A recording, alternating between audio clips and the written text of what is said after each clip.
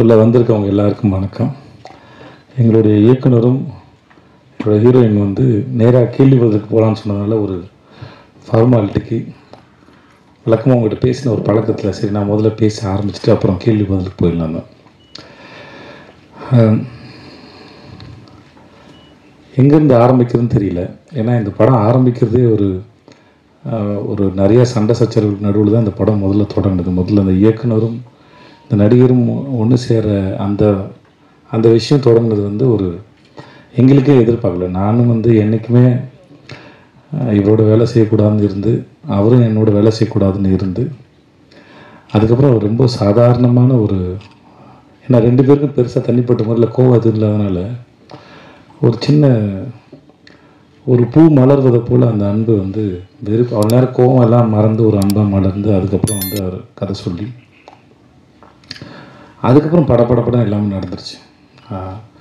கிட்டத்தட்ட எனக்கு அவர் 2009 தெரியும்னு நினைக்கிறேன். இல்லை சார், 2009 தெரியும்.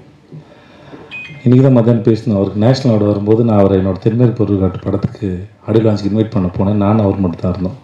அவருக்கு அந்த மெசேஜ் எதுவும் நான் தான் படித்து சொன்னேன். ஃப்ளைட் டிக்கெட் எதுவும் நான் தான் படித்து அவருக்கு சொன்னேன் நான். ஸோ ஏதோ ஒரு பெரிய சர்க்கிள் வந்து கம்ப்ளீட் ஆன மாதிரி இருந்தது. ஸோ இந்த படம் தொடங்கினது ரொம்ப அழகான அற்புதமான ஒரு அனுபவம். அப்புறம் எங்கள் ப்ரொடக்ஷன் கம்பெனி சத்யஜோதி பற்றி ரொம்ப நாள் தெரியும். ஆனால் அவங்க 3ஆம் பிறை இதெல்லாம் அவங்க பண்ணவங்க, அது அங்கே தான் தொடங்கியிருக்காங்கிறது எனக்கு பெரிய ஆச்சரியம்.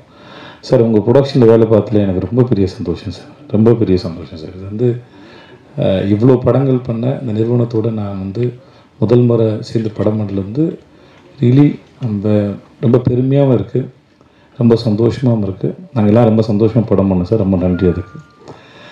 அப்புறம் எங்கள் ஹீரோயின்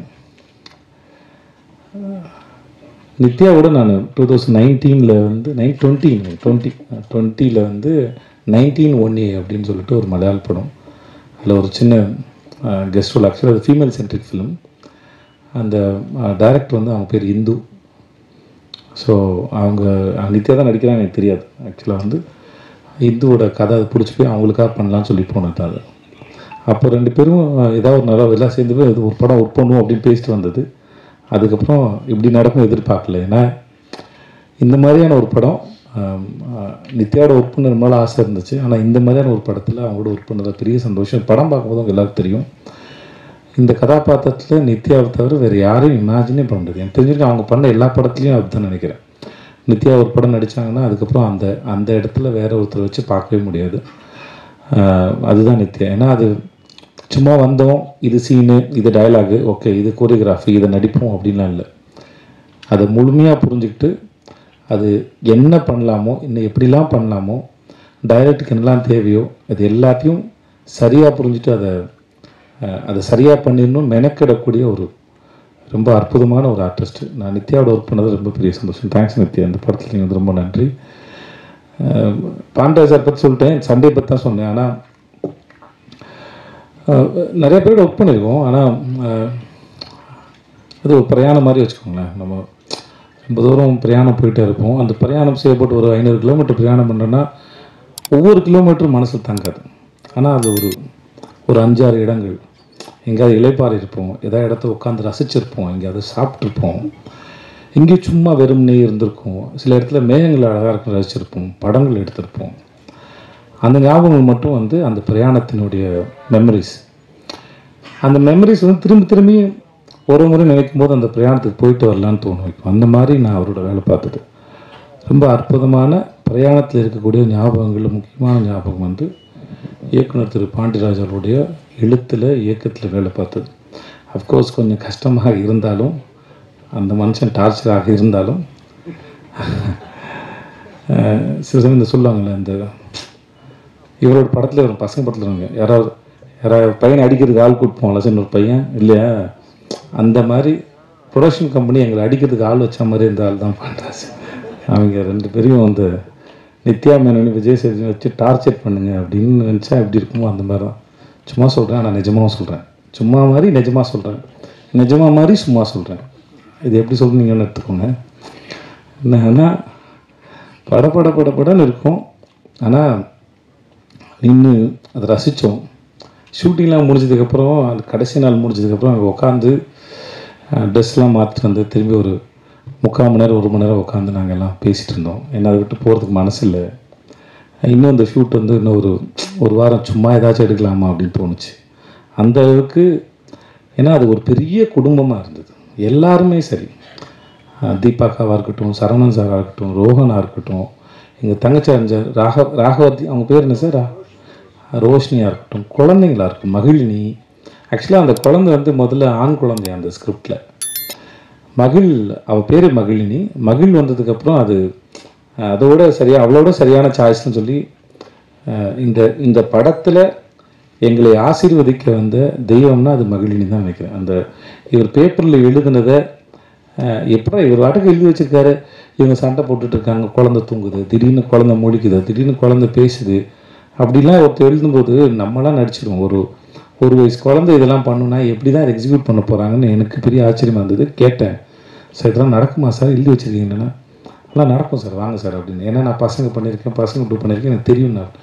நான் ஏதோ பேசுகிறாரு இப்போ, ஓகே அதெல்லாம் கொஞ்சம் வளர்ந்த குழந்தைங்க. இந்த குழந்தை எப்படி, எனக்கு பசங்க ஒன்றுலேயே ஒரு குழந்தை வந்து வீட்டுக்குள்ளே ஓடிக்கிட்டே இருக்கும்ல, நான் அந்த ஷாட் ரொம்ப ரசித்தேன். அந்த ஒரு குழந்தை வந்து அந்த கதையோ அந்த காட்சியை வந்து ரொம்ப நிஜமானதாக உயிருள்ளதாக மாற்றேன். அந்த குழந்தை எதுலேயும் பார்ட்டிசிபேட் பண்ணாலும் பரவாயில்ல, அது சுற்றிக்கிட்டு இருக்கும்போதே வந்து அது ரொம்ப உயிருள்ளதாக மாறுது. அந்த மாதிரி மகிழ் அப்புறம் முத்துமணி மாலை 2 பேர் இருக்காங்க. முத்துமணி மாலை கூட கொஞ்சம் வளர்ந்த குழந்தை தான் அது. ஆனால் மகிழ் வந்து ரொம்ப குட்டி பாப்பா. ஆனால் இந்த கதையில் ஒரு டைரக்டர் என்னெல்லாம் எதிர்பார்த்தாதோ அது அத்தனையும் ரொம்ப அழகாக பண்ணால் ஒரு ஸ்டேஜில் எங்களை புரிஞ்சுக்கிட்டா, ஓகே இந்த ஷார்ட் எடுக்கிற நேரம் மட்டும்தான் இவங்க கூட இருக்கணும் இல்லையா, மற்ற நேரம் நான் எங்கள் அப்பா கூட இருந்துக்கலான்னு. பட் அந்த குழந்தை வந்து நித்யாவோடையும் தீபா கூட ரொம்ப பெட்டாக இருந்தது. என்னை பார்த்து கொஞ்சம் பயப்படும். மகிழ் வந்து இந்த படத்துக்கு வந்து எங்களுக்கு வந்து எங்களையும் எங்கள் தயாரிப்பாளரையும் படம் பார்க்குறவங்க எல்லாரையும் கண்டிப்பாக மகிழ்விக்கக்கூடிய ஒரு அவள் வர சீன்லாம் வந்து உங்கள் எல்லோரும் ரொம்ப பிடிக்கும். அது அவ்வளோ உயிரோட்டமாக இருக்கும் நம்புகிறேன். அப்புறம் எங்கள் தனித்தனியாக பாராட்டினா இல்லை சொல்லணுன்னா எங்கள் டீமில் வந்து அவ்வளோ பெரிய ஆக்டர்ஸ் இருக்காங்க. செம்மன் வினோத் சார், அப்புறம் அவங்க ஒய்ஃபாக நடித்தாங்க, அவங்க பேர் ஜானகி மாரியோ. அவங்க இப்படி படத்தில் வந்துட்டு போகிற இப்போ இன்ட்ரடியூஸ் பண்ண அந்த நாகப்பாம்பு வினோத் சாகர் எல்லாருமே சரி, படத்தில் இருந்த எல்லாருமே இந்த படத்தை ரொம்ப, யோகி பாபு சார் எல்லாருமே சரி இந்த படத்தை ரொம்ப பிரமாதமாக பண்ணியிருக்காங்க அவங்க வேலையை. இது நாங்கள் டப்பிங் பார்க்கும்போது ரொம்ப ரசித்தோம். படம் ஷூட் பண்ணிட்டு இருக்கும்போது நிறைய பேர் வந்து சொன்னாங்க இது எங்களோட கதையை பார்க்குற மாதிரி இருந்தது. ஸோ படம் பார்க்குற உங்களுக்கும் அப்படி தான் இருக்கும் நாங்கள் நம்புகிறோம். ஸோ ஜூலை 25 ரிலீஸ் ஆகுது. முக்கியமாக சனா எதிர்பார்க்கல. நான் வந்து ஒரு ஆல்பமே வந்து இவ்வளோ சிறப்பாக பண்ணி தருவாருங்கிறது பழக்கமாக அது பண்ணுறது தான். பட் நம்ம படம் வரும்போது இல்லை கொஞ்சம் எல்லாம் சரியாக அமைஞ்சுன்னு ஒரு பயம் இருக்கும். பட் சனா வந்து இந்த படத்தை வந்து ரொம்ப பிரதமாக பண்ணி கொடுத்தாரு. கேமராமேன் சுகுமார், ஆர்ட் டைரக்டர் வீரசிம்மர், எங்கள் ஃபைட் மாஸ்டர் கலை. எனக்கு அந்த பையனை வந்து 2019 தெரியும். எல்லா ஃபைட்டையும் சூப்பராக பண்ணி கொடுத்தாங்க கலை. அப்புறம் பாபா பாஸ்கர். ஸோ இது ஒரு ஃபுல் பேக்ட் என்டர்டெய்னர். படம் பார்க்கும்போது கண்டிப்பாக எல்லோரும் ரொம்ப என்ஜாய் பண்ணுவீங்க அப்படின்னு நாங்கள் முழுமையாக நம்புகிறோம். ஜூலை 25 ரிலீஸ் ஆகுது. தியேட்டருக்கு வந்து பாருங்கள். ரொம்ப நன்றி. தேங்க்யூ.